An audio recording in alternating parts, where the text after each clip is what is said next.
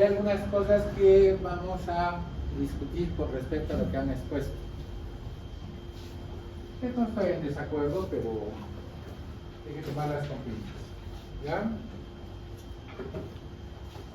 Hay dos etapas que nosotros tenemos que observar claramente cuando nosotros estemos hablando de climaterio y menopausia. Y menopausia está este concepto destinado a hablar sobre el momento en que la paciente presenta su última menstruación. Eso es menopausia. ¿Ya? Entonces, cuando transcurrido un año no vuelve a menstruar, decimos, la paciente ha entrado en su menopausia. Climaterio es esa etapa que existe previo a que transcurra todo ese periodo de tiempo. E inclusive, algunos dicen, algunos meses o muchos meses después de haber transcurrido ese año, ese periodo. ¿Y por qué? Porque ese climaterio está identificado por una serie de signos, de síntomas que la paciente empieza a notar en su organismo. Llámense bochornos, cambios de carácter, dolores musculares, dolores articulares, disminución del apetito sexual, sequedad vaginal, todo eso aparece en el climaterio. ¿Ya? Entonces, esas dos cosas es lo primero que tienen que diferenciar. Entonces, menopausia, último periodo, en un tiempo de un año, ¿no? Que indica que otra cosa, que ha cesado la función ovárica. Y acá hay otra cosa que debemos tener en cuenta. La menopausia no es una enfermedad, es una etapa de la vida que se acompaña de signos y síntomas que no son muy agradables para la mujer, pero que de ninguna manera representan una enfermedad. Así como con la primera menstruación la mujer experimentó cambios, ¿no? Se empezó a crecer los senos, se le empezó a hinchar las caderas, la piel se le puso más suavecita, ¿no? Su voz se volvió más delgada, más afinada, ¿no? Con el hay una porquería, no que ronque, ¿no? O si hay. Así que no se puede. Háganle un caretito. Entonces, igual va a pasar ahora. Igual va a experimentar esos cambios. Y muchas veces esos cambios van a venir con otras enfermedades. Problemas cardiovasculares, problemas óseos, problemas mentales.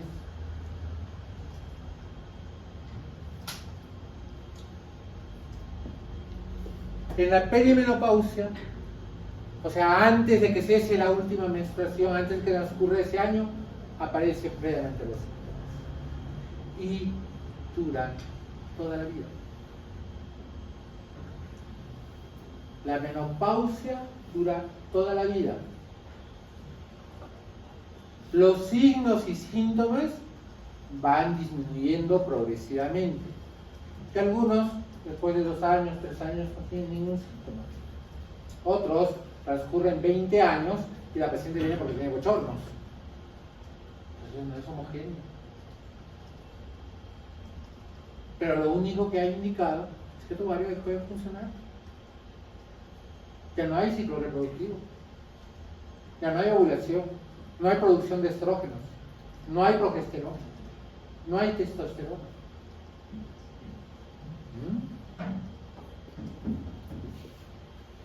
¿Cómo se clasifica?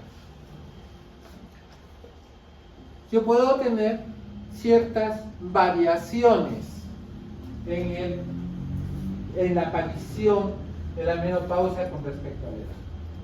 A nivel mundial se ha estimado que 48 años es el promedio en que aparece la menopausia en todo el mundo. ¿Ya? Eso es para todos. Pero algunos aparece antes. Y en algunos aparece un poco después. Entonces puede haber pacientes con 52 años que todavía están menstruando. O pacientes con 44 años que dejaron de menstruar. Pero más o menos está por ahí. ¿Ya? No tiene nada que ver con que si empezaste a menstruar antes o empezaste a menstruar tardíamente. No tiene nada que ver. Probablemente esté relacionado con la población de folículos ováricos. Es una posibilidad. No está demostrado. Ya les demostré que tenemos o que tienen ustedes folículos de más que podrían seguir funcionando. Pero algo hace, pero deje de funcionar.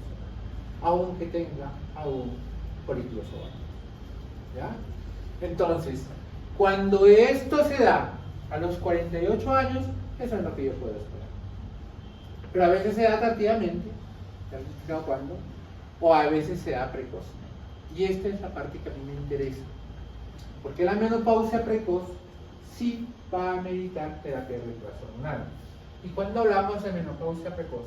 Cuando la menopausia se presenta antes de los 40 años. ¿No? Entonces, eso quizás a tener en cuenta. Y según su origen, bueno, esto es para poder hablar de un término que se llama menopausia quirúrgica.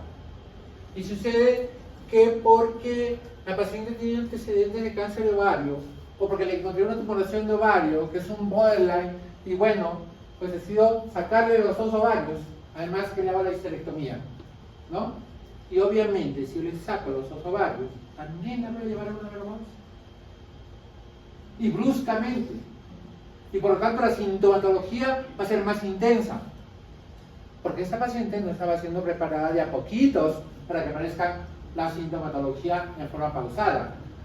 Sino bruscamente esta paciente va a dejar de menstruar, va a tener bochornos más intensos, va a tener cuadros depresivos más intensos, va a tener una sintomatología más acentuada.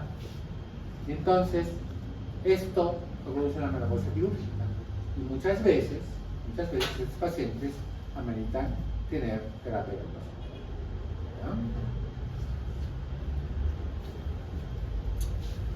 ¿Ustedes la conocen?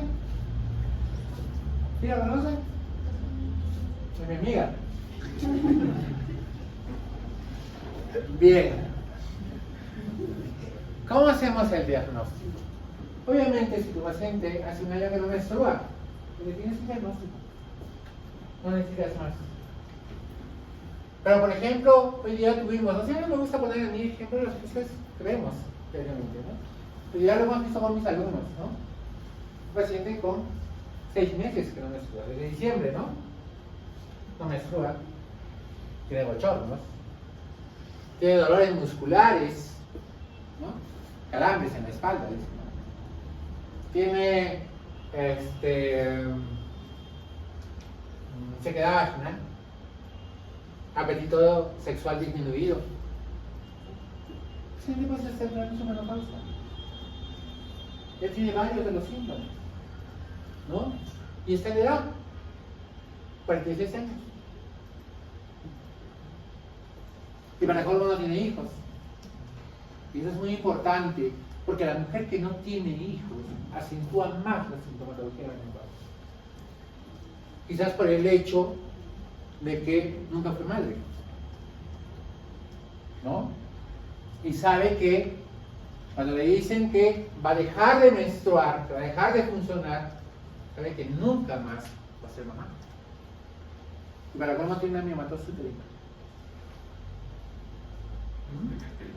Entonces, no es fácil llegar al diagnóstico de saber si tu paciente está entrando a la menopausia. En el examen físico, en realidad no vas a encontrar mucho, ¿no? Puede que encuentres una persona arterial un poco más alta, puede que encuentres sequedad vaginal. Pues ya lo hemos visto en una señora, ¿no? Le hemos presionado la vagina, como tiene dolor vaginal, ¿no? Signo de hipoestrogenicismo. El dolor vaginal, dispareunia, ¿no? A veces, cuando la atrofia vaginal es muy intensa, pues yo puedo tener síntomas urinarios, síntomas para defecar, dependiendo de cómo está la inflamación, ¿no? Otra cosa no va a ser muy llamativo. Obviamente, si yo en los exámenes de laboratorio hago una ecografía y encuentro pues un endometrio delgado, un útero pequeño, los ovarios no se visualizan o no hay crecimiento folicular, pues yo tengo el diagnóstico, son úteros y ovarios atróficos, por eso no se ve, ¿no? Pero ¿me sirve realmente pedirle exámenes de laboratorio para el diagnóstico de menopausia? ¿Y qué exámenes pediríamos? ¿Qué exámenes pediría, doctora? Déjenla, que se haga hombrecito solo. ¿Qué pedirías? Mira, ya vamos a acabar el curso, ¿ah? Para saber si sus ovarios están funcionando o lo que le pedirías.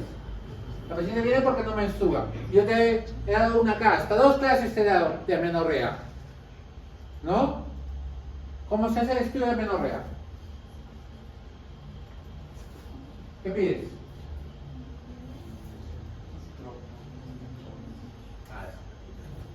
¿Qué pide, doctora? Usted es lente, está de negro. ¿Sí?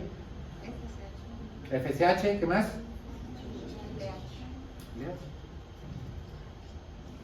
¿Qué pedíamos? FSH, LH por latina, ¿no es cierto? Pero en este caso pedimos FSH y LH. ¿Nos ayuda? No nos ayuda. Me voy a decir por qué. FSH y LH no se va a elevar hasta que no haya un compromiso serio al ovario. Y eso va a ocurrir generalmente cuando ya esté muy cerca de un año para menstruar. ¿Ya? Si yo le pido FSH-LH cuando está en la perimenopausia y cuando están apareciendo los síntomas, va a salir normal los niveles de FSH-LH. Es más, va a menstruar esta paciente. Por lo tanto, no me va a ayudar mucho. ¿Cuándo sí me puede ayudar? Una menopausia precoz. Una prematura. ¿Por qué? Porque la paciente viene con un año que no está menstruando y recién tiene 35 años. Pero tú le pides FSH y LH y decís la va a venir elevada. Y usted diciendo, qué compromiso vale. La marica prematura. ¿Ya? Puedo pedir exámenes de laboratorio por otro motivo. Por ejemplo, puedo pedirle transaminasas, ¿ya? Para ver cómo está la función hepática. Porque como han visto, uno de los requisitos es que haya una buena función hepática para que le dé terapia de reemplazo hormonal. Y más si le voy a dar por vía oral. ¿Por qué? Porque el vía oral tiene el doble paso hepático. Por eso es que han escuchado ahí que se prefiere la terapia transdérmica que darle vía oral, porque la transdérmica solo tiene un paso hepático. ¿Ya? Antes acá teníamos Estrevagel, era un gel que se colocaba uno en las piernas, y bueno, pues por ahí se absorbía. El único cuidado que había que tener es igual que los parches que utilizamos para anticoncepción oral, ¿no? Que no debemos colocarlo cerca de las mamas, ¿no? Entonces los anticonceptivos que se utilizan como parche, ¿dónde se utilizan? En la cadera, ¿no? En la región suprapúbica, en el hombro, ¿no? Ahí se utiliza, pero no en los senos. Igual era el Estrevagel, era el gel que se aplicaba acá. Ahora ha salido un nuevo gel, pero que también creo que ya lo han sacado del mercado. No sé cuál sea el motivo. Debe ser que hay intereses por ahí. Bueno, entonces ahí yo puedo pedir un perfil hepático. O puedo pedir perfil de coagulación, ¿no? O yo puedo pedir si que este perfil de coagulación de repente esté normal, pero en el examen físico yo le encuentro varices. Entonces, si tiene varices, esa paciente no puede usar terapia de reemplazo hormonal. ¿Por qué? Porque tiene mucho riesgo de trombosis. Y si le produzco una trombosis pulmonar, pues la maté a la paciente. O una trombosis mesentérica. Entonces yo no puedo utilizar en esos pacientes. Los estrógenos elevan grandemente la posibilidad de trombosis. O yo puedo pedir, por decirles, ¿qué se me ocurre? Si tuviera la posibilidad, BRCA1 y BRCA2. más si tiene antecedentes de cáncer de mama, que es contraindicación para uso de terapia reemplazo hormonal. Entonces, ¿cuáles son las contraindicaciones para terapia reemplazo hormonal? Cáncer de mama, ¿ya? En un grado familiar muy cercano, hasta de segundo grado, varices y mala función hepática. Son las 3 contraindicaciones para usar terapia reemplazo hormonal. Si la sintomatología es muy intensa, evaluaré paciente por paciente, riesgo contra beneficio, para ver si puede usar terapia reemplazo hormonal. ¿De acuerdo? ¿Algún examen imunogenológico? Ecografía. No hay otro. Ningún otro me va a ayudar. ¿Ya? ¿A ella la conocen? No. No les digo más. ¿No? Entonces, pregunta, empieza por su edad, allá, cerca de los 48 años. Ya sé por qué viene esta paciente, ¿no? Fácil el diagnóstico. No tengo por qué romperme la cabeza, ¿ya? Hay algún factor que se dice que la raza negra quizás tendría una mayor incidencia de tener más tempranamente la menopausia, pero les digo, son pocas las variaciones, ¿ya? La altura, sí, parece que tiene importancia, ¿ya? En la altura se presenta más precozmente la menopausia, pero también la mayoría yo he encontrado acá 48 años. No he hecho un estudio, pero más o menos es 48 años. El nivel socioeconómico, quizás esto tenga que ver con la alimentación, tenga que ver con el grado de nutrición, no, tampoco no estoy seguro. El estado civil, la paridad del tabaquismo, el hecho de una histerectomía, si la paciente tuvo bloqueo tubario bilateral, y al respecto de eso último, acá hay una creencia de que el BTB pues produce un adelantamiento de la menopausia, ¿no? Ha habido muchos artículos que han tratado de interpretar esto. Se cree que cuando hacen el BTB utilizan una técnica tan mala que parte de la irrigación del ovario que viene a través del meso se interrumpiría y eso puede producir una respuesta inadecuada de la función ovárica más tempranamente, pero ni eso se ha podido demostrar realmente. Y más ahora que cuando hacemos BTB ya no hacemos ya no sacamos un pedacito de la trompa como hacíamos antes, ¿no? Como lo indicaba la técnica de Pomeroy. Ahora sacamos toda la trompa, ya les he explicado por qué, ¿cierto? Para evitar el cáncer de ovario, ¿no? Entonces, no, realmente no. La histerectomía tampoco no tiene por qué realmente adelantar la menopausia, ¿no? Entonces, cuando ustedes les pregunten si al realizarme alguna de esas operaciones yo voy a tener problemas porque se me adelante la menopausia, eso es mentira. Eso no es cierto, ¿no? Entonces, llegas a la menopausia y de todas las hormonas que están produciéndose, pues los estrógenos son los que mayores problemas te van a dar. Y esa deficiencia estrogénica te va a producir problemas vasomotores, bochornos, ¿no? Te van a producir problemas neuropsiquiátricos, la habilidad emocional. No estoy de acuerdo, por ejemplo, con los que han dicho de que no aumenta la depresión, porque sí lo hace. ¿Ya? De repente en el estudio que ustedes han revisado, indica que no está relacionado a un aumento de la depresión. O de repente está hablando de cuadros depresivos verdaderos. Verán, la depresión como diagnóstico tiene que cumplir con ciertas condiciones para decir, inclusive tiene un estado depresivo severo, ¿ya? Pero yo puedo cursar con episodios depresivos sin tener diagnóstico de depresión, que son dos cosas diferentes, ¿de acuerdo? Entonces, y esto sí se observa en la menopausia. En la menopausia la mujer tiene tendencia al llanto, ¿ya? Se pone a ver una telenovela y no ha pasado ni la mitad del capítulo de la hora y ya está llorando, ¿no? Porque se le fue el enamorado a la actriz principal. Bueno, peor si es turca la actriz, ¿no? ¿No? A ustedes les gusta, ¿no? A mí también.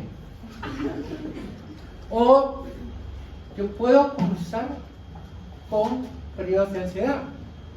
O peor todavía, puedo tener trastornos de irritabilidad, ¿no? Entonces se levanta la mamá, todo dejan cochino, nada lavan, yo no sé para qué vienen, qué hijos he traído al mundo, ¿no? Y ustedes que están durmiendo plácidamente ahí en su camita empiezan a escuchar los gritos de su mamá y dicen, mi mamá está loca. El esposo que no tiene la culpa de nada paga el pato, ¿no? Todo es cara contra él, ¿no? Tienen que comprender que esto está pasando de verdad. Y si ustedes no le explican esto a su paciente, o ustedes no le explican eso a sus mamás que están en este momento pasando por esta época, pues se van a creer que está enferma. Pero no está enferma. Esto es propio de esta edad. Esto va a ocurrir. Y le ocurre al 70-80% de las pacientes que están entrando con menopausia.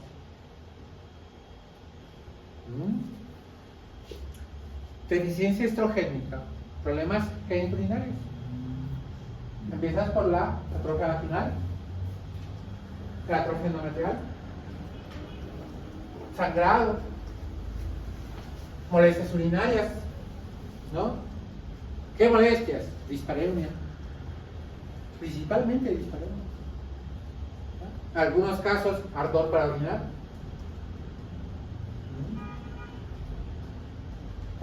poliaquiuria o dolor pélvico. El paciente viene porque tengo dolor en la parte baja del vientre. ¿Lo hemos visto hoy día o no? No les miento. Ustedes toman una vagina cualquiera, ¿no?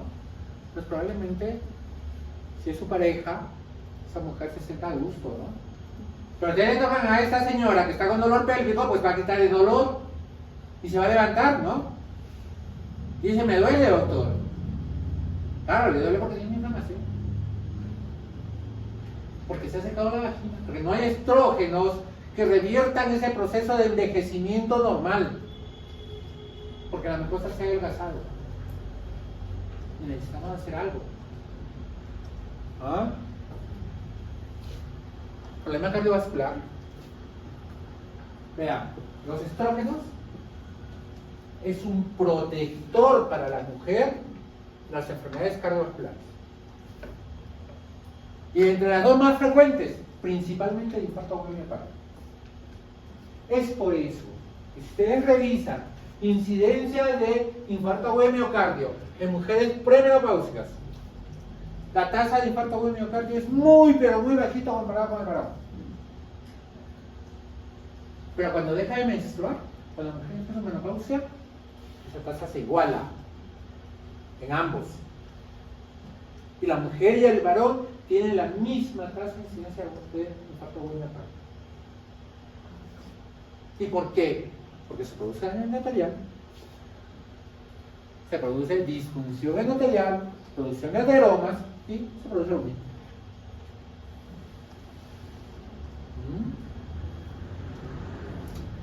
El otro problema es el accidente cerebrovascular. Igualmente, previene accidente cerebrovascular mientras estás menstruando. Entonces, el papel protector de los estrógenos en ese momento es evidente. ¿Qué pasa cuando entra a la menopausia la mujer? Ya no tiene ese efecto protector, ¿sí? Empiezan a producirse los mismos daños a nivel del endotelio que se producen en el varón. Pero si tú le das inmediatamente terapia de reemplazo hormonal, sigues cumpliendo con ese efecto protector. Pero si tú esperas a que se produzca todo el daño endotelial que se va a producir por no tener estrógenos, no te sirve terapia de reemplazo hormonal. Si tú le das terapia de reemplazo hormonal cuando deja de menstruar, sus niveles de LDL, VLDL, triglicéridos permanecen bajos. El HDL permanece alto. Pero tú le das tardíamente, tiene el efecto totalmente contrario. Triglicéridos, LDL, VLDL se le va. El HDL se cae. Por eso es que si yo voy a dar terapia de reemplazo hormonal, tengo que darlo tempranamente. ¿Ya? Al año de que la paciente dejó de menstruar. En el momento en que yo hago diagnóstico de menopausia. ¿Listo? Pero vamos a hablar un poquito más. Protección osteomuscular. Demostrado.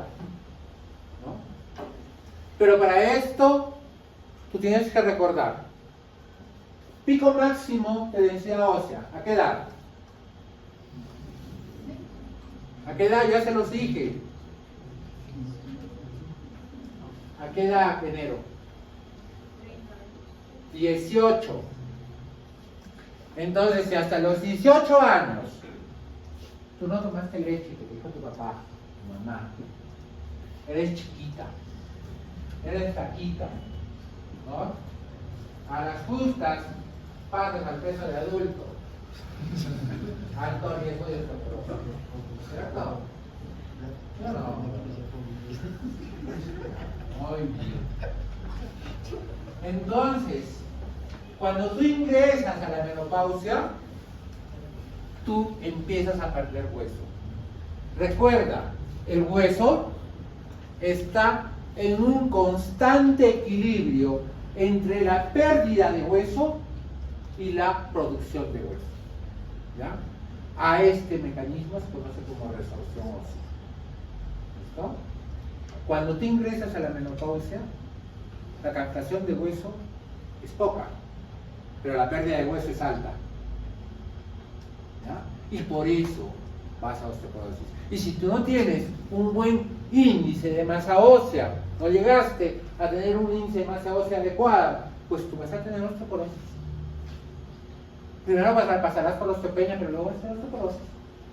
Y si todavía para colmo, después de los 18 años, no haces ejercicio, no levantas peso, o sea, no vas al mercado con tu mamá, no caminas, eres gordita y fumas, ¿dónde quieres tener los huesos intactos? ¿Y qué se te rompe? ¿Fémur? Alta incidencia de mortalidad, ¿sí o no? ¿Por qué? Porque se postra. Muñeca, por eso que las mamás que debutan con osteoporosis están yendo al mercado y se resbalan, ¿no? ¿Y qué hacen? Ponen la mano. ¿Y la osteoporosis da sintomatología? No da sintomatología.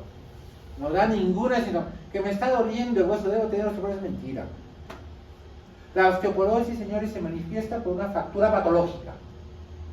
¿Y qué es una fractura patológica? Es una fractura que se produce en un movimiento que normalmente no debería ser capaz de producir fractura. ¿Y cuál es el tercero? Columna. Por ejemplo, cuando nosotros vamos al valle, vemos a la viejita jorobadita, ¿no? Que parece que tuviera, por culpa del bulto que levantan en la espalda, ¿no? Señores, es una osteoporosis, con una fractura a nivel toracolumbar probablemente. Eso es lo que estamos viendo. Por eso es que nosotros tenemos que trabajar en la niñez. Por eso es que decimos deben alimentarse adecuadamente. Y no poderse hacer dieta a los 14 años. No comen nada de lo que trae el papá, nada. El almuerzo ni lo quieren ver. Pero en el mall ahí están comiendo bembos, chifabón, ¿qué más? ¿No? Ellos sí son expertos. Bueno, señores, esas son las consecuencias de la deficiencia estrogénica. Y esto es lo que van a pasar con las mujeres.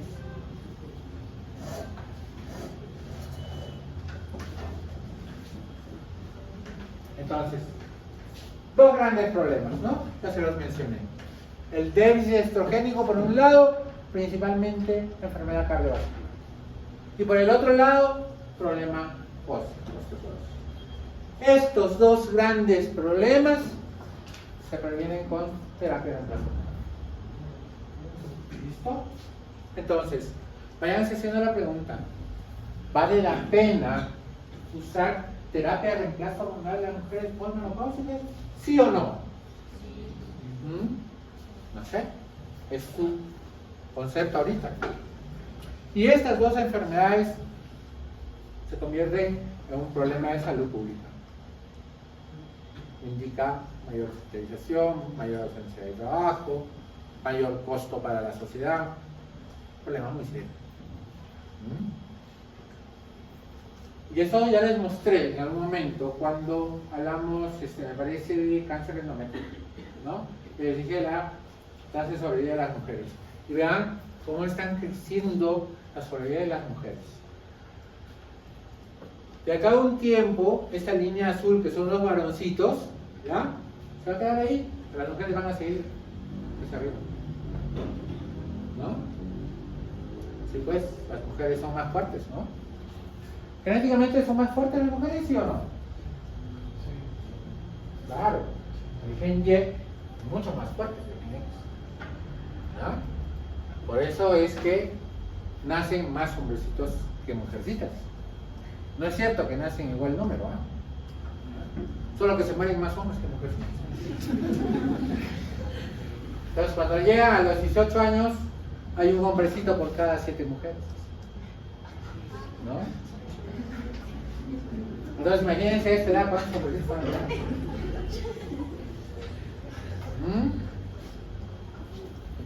Hasta en eso tienen suerte.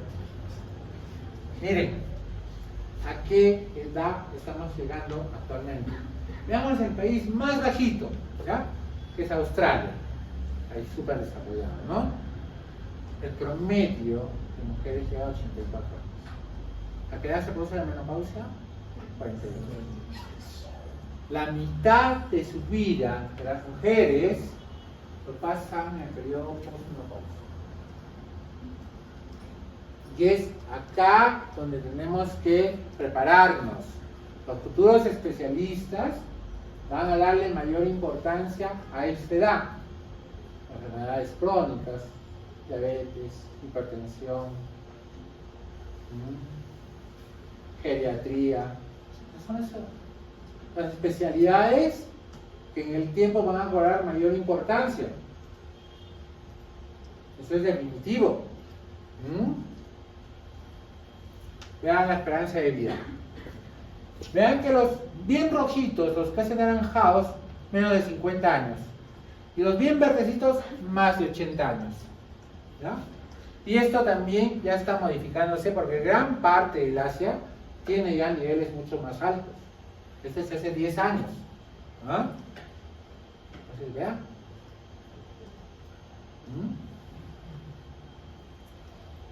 Bueno, ese era un video. Pero gracias, compañeros, no lo vamos a ver. Vean aquí. En el 2005 éramos 27 millones, actualmente estamos en 33 millones. Nosotros en ese sentido sí somos bien insistentes, ¿verdad? Decimos planificación familiar, no, planificación familiar no va con nosotros. Pero cuidado, no porque seamos más, vamos a ser una mejor nación. Porque si es que los que son más son los que no trabajan, los que no se esfuerzan en estudiar, los que no quieren hacer una carrera universitaria, los que no quieren tener una profesión, entonces cada vez vamos a ser más pobres. Porque lo que tú ganas, ¿ya? Vamos a suponer que ganen 100 soles, 30 soles se lo lleva el Estado. Y esos 30 soles los reparte en esa población pobre. Porque el papá de esa población pobre no quiere trabajar y no le puedes obligar. Y es una carga muy seria para nosotros. Entonces, Cuando haces planificación familiar, no solo le ayudas a esa familia que está siendo pobre, le ayudas tú también. Tenemos que ver cuál es la importancia de planificación familiar. Miren, en ese entonces, las mujeres mayores de 45 años eran más de 2 millones de vecinos, probablemente ahora sean más de 3 millones. 3 millones de personas que viven con la sintomatología que les he mencionado. En el 2020 la OMS indicó que la esperanza de vida en nuestro país había sobrepasado los 75 años. No estamos como Australia, pero ya no estamos acercando. Y eso es bueno, pero va a traer consecuencias. En Estados Unidos, 30% de la población menopáusica es femenina. Bueno, acá debo tener un error, perdónenme. Y en Europa, el 12.3% es mayor de 64 años. Obviamente. Vean, eso es lo que yo les decía. Vean en el 2000 cómo primaba todavía las edades tempranas. ¿Ya? Y a medida que iba aumentando la edad, obviamente iba disminuyendo el número de pobladores, ¿no? Es lógico, ¿no? Mientras más edad tenías, más se morían, pues, ¿no? Veamos ahora 2025. ¿Qué pasó? Ya no quieren tener hijos. Y los que están vivos ya no quieren morirse. ¿Sí pues? ¿Ah? Y ese es el futuro de ustedes, de nosotros. A ver, ¿cuántos de los que están acá definitivamente no quieren tener hijos a futuro? Levanten la mano. 5, 6, 7. ¿Cuántos quisieran tener un hijito?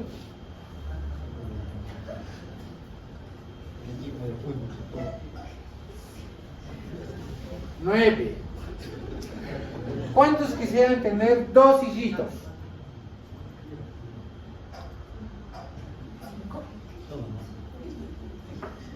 8. 6, 8, 24. O sea, la mitad pues no va a contaminar el mundo. La otra mitad, o sea, que no sé qué van a hacer. No, pero es la realidad, ¿no? Ya el matrimonio ya pasó a un segundo plano. Tener hijos también no es prioridad, ¿no? Bueno, todos debemos respetar los deseos de cada persona. Entonces, en la menopausia, ¿quién ve la menopausia? ¿Quién? De acuerdo a lo que te he enseñado, a lo que tú has visto, ¿quién ve la menopausia? Pues a la cabeza el ginecólogo, pero no es el único. Tendrá que estar metido el cardiólogo, el psicólogo, los geriatras, los psiquiatras, el reumatólogo, el epidemiólogo, el que hace medicina alternativa para la paciente que no puede usar terapia de reemplazo hormonal. Entonces, esto que no es una enfermedad, lo tienen que ver varios especialistas. Porque si fuera una enfermedad, pues probablemente no necesite tantos especialistas para tratar esta paciente.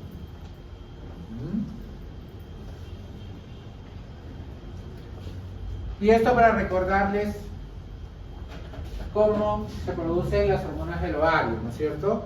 Ya dijimos que todo empieza con el colesterol, ¿no?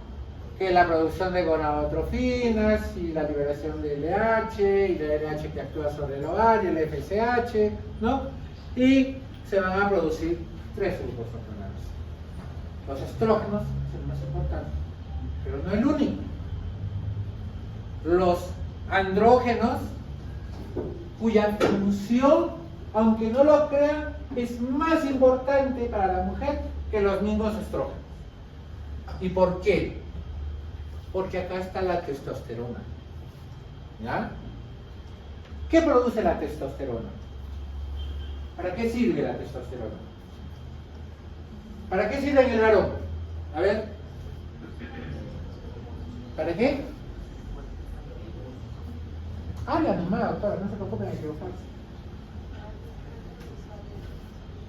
Así es. ¿Qué caracteres? Espalda ancha, ¿no es cierto? Pelo en pecho, ¿no? Lomo blanco. ¿Qué más, doctora? Voz gruesa, ¿no es cierto? No como tu profesor. ¿Qué más? Bien, la testosterona tiene mucho que ver con la vida sexual, tanto en el hombrecito como en la mujercita.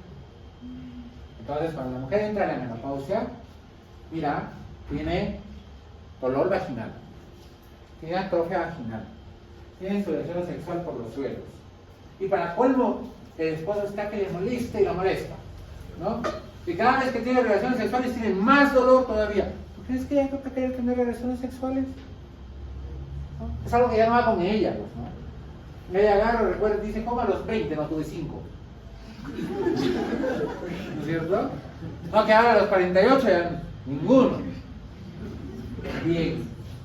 ¿Tú le das testosterona a esta paciente? Mejora su estado general. Mejora su estado vital. Se siente más vivaz. Quiere realizar todas sus actividades. Ya no está con un desgano terrible. Y mejora su deseo sexual. Mejora. Por eso es que ustedes van a ver, o ya deben haber leído, acerca del rejuvenecimiento vaginal. ¿No es cierto? Bien. ¿Qué es hacer rejuvenecimiento vaginal? Si tienen una lesión, se opera. Entonces una colporragia o una colpoperineorragia. Si hay una atrofia, se aplica láser. ¿Listo? 3 sesiones de láser, una por mes, y con eso mejoro la funcionalidad de la mucosa vaginal. Para colmo le doy estrógenos locales, como eso le ayudo más todavía. Y finalmente, ¿qué le doy? Le pongo un peeling, ¿ya? O si quieren, le llaman un microchip, que no tiene nada de microchip, ¿ya? Porque es solamente un concentrado de hormonas que tiene testosterona. Y eso le coloco. Y pues la mujer va a rejuvenecer. Pero por 3 meses. ¿Ya? Porque ya no va a funcionar, ya no va a producir testosterona. Y lo peor es que no existen artículos científicos acerca de cuáles son los efectos de la testosterona a largo plazo. ¿Ya? De repente se le empieza a engrosar la voz, ¿ya? Porque hay una testosterona en gel que apareció hace más de 10 años, ¿ya? Entonces, ¿qué hacías? Te aplicabas igualito que los estrógenos que nos aplicábamos en la pierna, y nos aplicamos 2 packs de testosterona en la pierna y nos soltábamos. Y se supone que tengo todos estos cambios. Yo no lo he usado porque casi a los 6 meses de que salió el producto empezó a haber signos de virilización, ¿ya? Empezó a crecer ciertos pelos en el mentón, a engrosarse la voz, y entonces yo por lo menos no he usado mucho. Tenía con el nombre de Testo Vital, ¿ya? Pero ahora estamos usando esto y podemos tener estos efectos a largo plazo. No voy a decir que yo no he colocado, pero sí estoy colocando en pacientes muy restringidos, ¿ya? Y finalmente tenemos la progesterona, que también tiene funciones, ¿no? Pero dentro de sus funciones también hemos visto que tienen muchos efectos indeseables. Por ejemplo, cáncer de mama, que antes se relacionaba solamente a estrógenos, hoy se sabe que tiene que ver mucho con progesterona. ¿Ah? Y por eso hay que tener mucho cuidado. Por ponerle algunos ejemplos. Entonces, esto también lo conocen ustedes, sin teoría de las 2 gonadotropinas y de las 2 células. ¿Sí? Es solamente un recuerdo, en la cual ustedes saben cómo es que se producen los estrógenos y cuándo se producen los andrógenos y la progesterona. Esto tampoco ya no vamos a hablar, es el papel de la aromatasa a partir del colesterol. Y recordar que todas las hormonas tienen el mismo paso y que dependiendo de la enzima, yo puedo tener estrógenos, puedo tener progestágenos o puedo tener andrógenos. Todos, y todavía es un mecanismo reversible, si es que quiero. Entonces, los estrógenos conocidos, les comento que esta diapositiva es el año pasado, ¿ya? Y tienen que ser modificados, porque va a salir un cuarto estrógeno, que se cree que va a tener un efecto, pero fabuloso, sobre todo para terapia de retraso hormonal, porque no presenta los efectos iniciales que están presentando los estrógenos. ¿Ya? Aún no lo he puesto, no ha salido todavía al mercado, está en etapa de estudio, pero ya el año pasado lo han presentado en el Congreso de Ginecología. Pero para recordarles, tenemos tres tipos de estrógeno: el estriol, el estradiol y la estrona, ¿no es cierto? El más abundante, el que más lo vemos en el organismo, el estradiol. ¿Ya? El estriol lo vemos muy poco, pero lo estudiamos porque en los medicamentos que utilizamos viene como estriol. ¿Listo? Y la estrona, que casi no tiene ningún efecto sobre la etapa reproductiva, se almacena en el tejido celular subcutáneo, pero sí va a tener efecto en la perimenopausia y en la posmenopausia. ¿Ya? Y esto hay que tenerlo presente, sobre todo para problemas endometriales. ¿Con qué tiene que ver los estrógenos? Y esto es un repaso, señores. Desarrollo y maduración de órganos reproductores, desarrollo de las mamas, aparición de la pubarquia, cambios en el timbre de voz y aparición del ciclo menstrual. Todo esto ya lo saben, ya lo conocen. ¿Con qué más tiene que ver estrógenos? Con estimular los receptores para FSH, con inducir todos los tejidos, proliferación de todos los tejidos, endometrio, mama, ¿no? Promueven síntesis de proteínas, hiperplasia, hipertrofia del músculo uterino. Lo hablaron sus compañeros. ¿Qué presentan las mujeres cuando entran a la posmenopausia? Sarcopenia. ¿Ya? Pero esta sarcopenia mejora más que con estrógenos, con ejercicio físico. Entonces, las mujercitas y los varoncitos tienen que hacer ejercicio físico. ¿Ya? Incrementan la producción de ácido miocina de las contracciones uterinas, estimulan la proliferación del epitelio tubario y aparecen células fibrátiles, producen moco cervical y dilatan el conducto endocervical, los labios mayores se vuelven grandes y turgentes y producen proliferación epitelial vaginal. Yo les demostraba hoy día a mis alumnos en 2 pacientes cómo están los labios menores en una mujer posmenopáusica. Aparecen, ¿no? Prácticamente ya no se ven. Y los labios mayores se atrofian. Efecto de los estrógenos. Y en la mama, ¿qué va a producir? Hace crecer la mama, va a estimular los acinos, va a estimular los conductos galactóforos propios para la lactancia, y eso va a ser su efecto. ¿Y qué va a pasar cuando no haya estrógenos? Pues se cae la mama, pues. ¿No? De lo bonito que era, de la tensión que tenía, de repente, y todavía una se cae más que la otra. ¿Sí? Porque el 70% de las mamas son asimétricas. ¿No?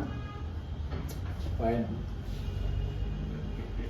¿Qué más produce los estrógenos? Vean, tiene retroalimentación negativa sobre la FSH, sobre retroalimentación positiva sobre el LH, retienen agua y sodio en los tejidos, producen hiperglicemia, producen hipercetonemia, elevan el colesterol HDL, disminuyen los triglicéridos. Y esto se pierde. Y cuando le damos terapia de reemplazo hormonal después de mucho tiempo, ya no se producen estos efectos. Hasta lo contrario parece. ¿Qué más producen los estrógenos? Estimulan la circulación periférica. Por eso que la que entra en menopausia tiene parestesias, ¿ya? Adormecimientos, momentos en que dicen no sentir nada.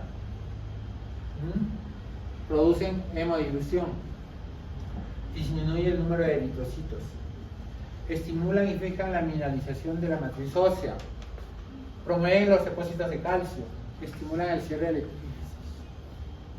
¿No? Por todo eso hacen osteoporosis.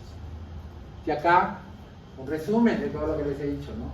¿Cuál es su efecto a nivel del hueso, a nivel de la mama, a nivel ginecológico y hasta cantidad del cerebro, ¿no?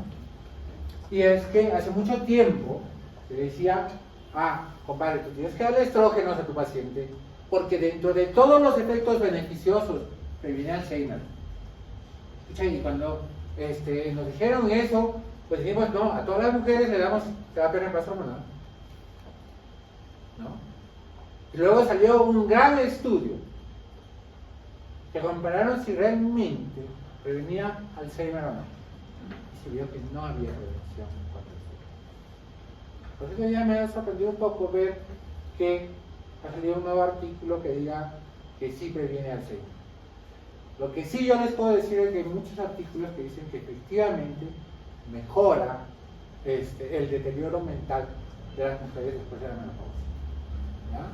Pero mejora tanto como que lo ejercitar, porque ustedes saben que el cerebro también necesita ejercicio, ¿no? No solo es ver películas o ver el tráfico, no. También tienes que hacerle hacer ejercicios al cerebro para que este se mantenga activo, ¿no? ¿Cuál es el mejor ejercicio de las matemáticas? De lejos, ¿no? Pero hay muchos ejercicios, muchos juegos ahora que tú puedes utilizar para ejercitar el cerebro. Pero quien va a hacer Alzheimer, ¿lo va a hacer con hormonas o sí o no? No sabemos hasta ahora, porque eso no ha variado. Hasta ahora no hay ningún producto que haya demostrado que previene o disminuye la incidencia de Alzheimer. ¿Ya? Igual pasa con cáncer de colon. Se creía que también terapia de reemplazo hormonal prevenía cáncer de colon. Por eso me imagino que en la presentación indicaron claramente que ni previene ni empeora cáncer de colon. Pero sí, antes creíamos que podía prevenir cáncer de colon. ¿Ya? Ahora, con mama y terapia de reemplazo hormonal. No estoy seguro, pero creo que mencionaron el estudio White, ¿no? El estudio White fue un estudio que se realizó en Europa, ¿ya? Ustedes saben que en Europa todo se maneja pues en todos los países, ¿no? No es que se maneja en Francia, en España, no. Deciden las corporaciones hacer un estudio y lo hacen en todos los países, todos. ¿Bien? Y empiezan a darle estrógenos o podostequinos a toda la gente que había entrado al estudio, que el único requisito era que estuviera en la menopausia, ¿ya?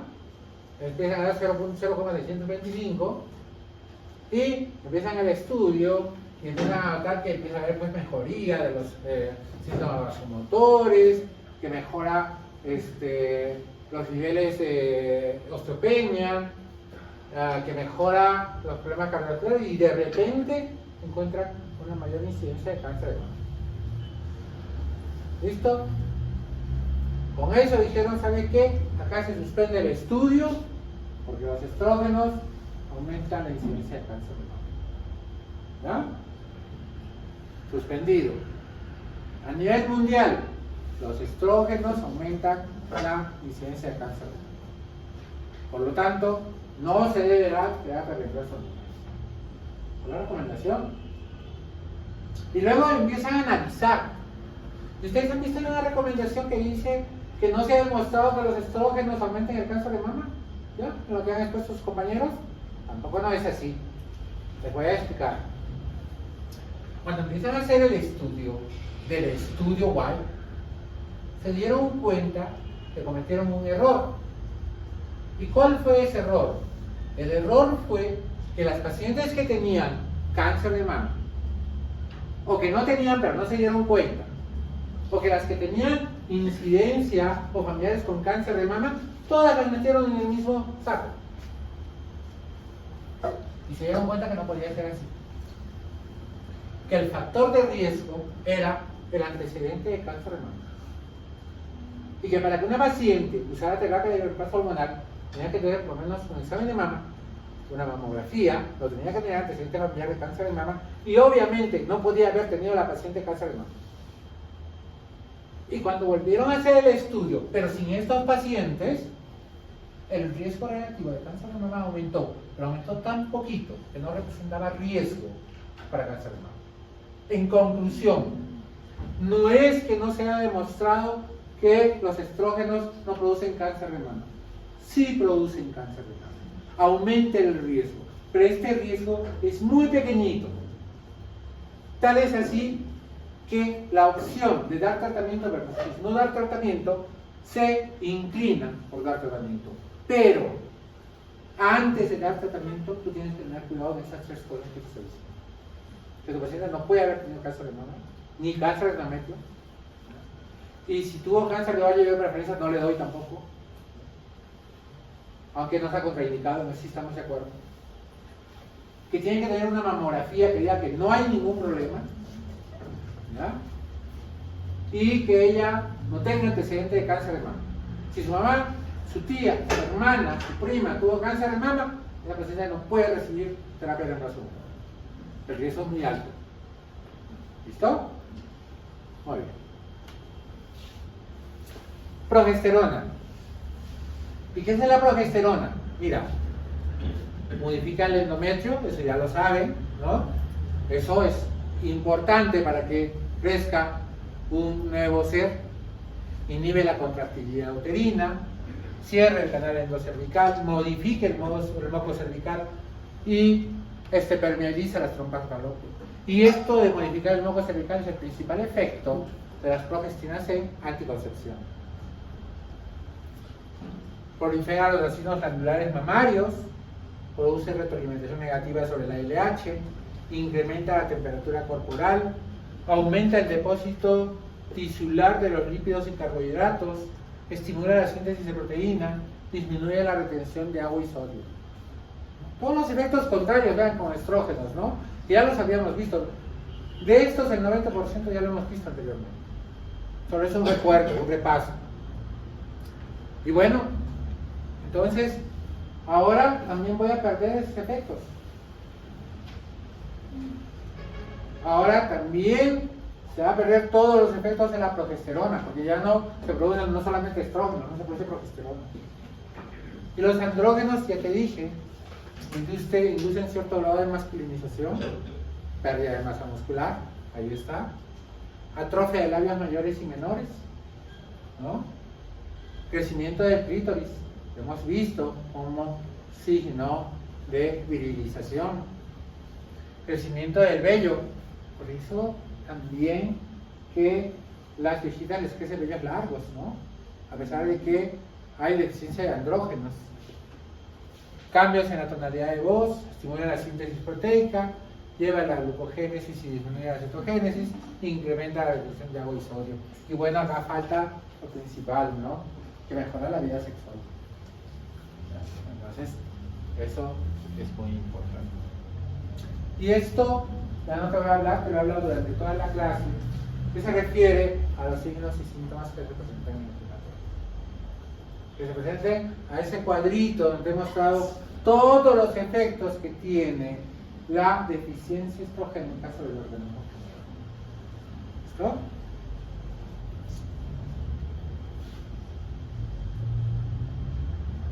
Les invito a leer esta parte que habla sobre la fisiología del climaterio, ¿verdad? Es muy bonita. Y yo le voy a seguir ya las lecturas. Ojalá es que este fin de semana tenga tiempo para que lo revisen. Bien, ¿cuántas diapositivas me faltan?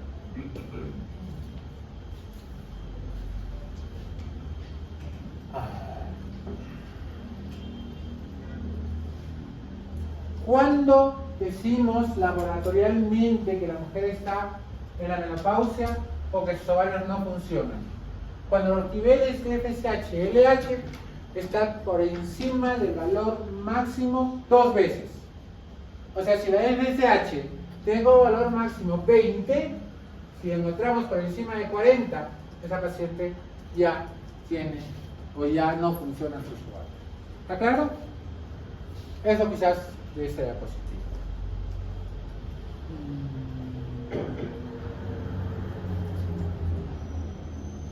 En la mañana me decía una paciente, doctor, cuando uno ingresa en la menopausia engorda, ¿será cierto o no será cierto? ¿Ah? Lo han dicho sus compañeros. ¿Qué dicen jóvenes? Los que han expuesto. ¿Engorda o no engorda? No, ¿no es cierto? No. Pero sí se produce una redistribución del tejido adiposo. ¿ya? Teniendo un favorecimiento de la obesidad central. Eso sí se produce, hay que tener mucho cuidado, porque eso se relaciona con problema cardiovascular. ¿Listo? Entonces, como no hay estrógenos, ¿quién predomina, dijimos? Como no hay estradiol, como no hay estriol, ¿cuál es el que queda? La estrona. Y la estrona puede mantener la vagina, la piel, el hueso y en algunos casos reducir la incidencia de bochornos, pero momentáneamente, temporalmente. Y luego se va a acentuar la sintomatología. ¿Ya? Y obviamente acá el que más sufre por efecto de la estrona es el endometrio. Por eso que las gorditas tienen mayor producción de estrona, pero no se van a volver flaquitas, pero sí me van a hacer cáncer de endometrio. ¿Ya?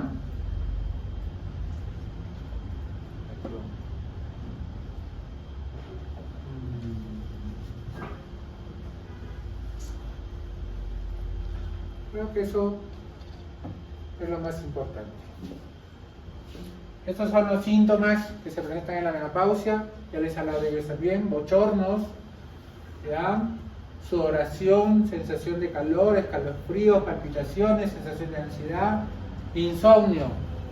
Las pacientes entran al climaterio, no duermen. Se despiertan a las 2 de la mañana y lo despiertan al esposo. Y le empiezan a conversar y el esposo está que se duerme. ¿Ah? Cuidado. ¿Y cómo son los bochornos? ¿Quién sabe cómo son los bochornos? Hablamos de bochornos, pero ¿cómo son los bochornos? ¿Quién puede describir cómo es un bochorno? Son como calor. ¿Usted, a ver?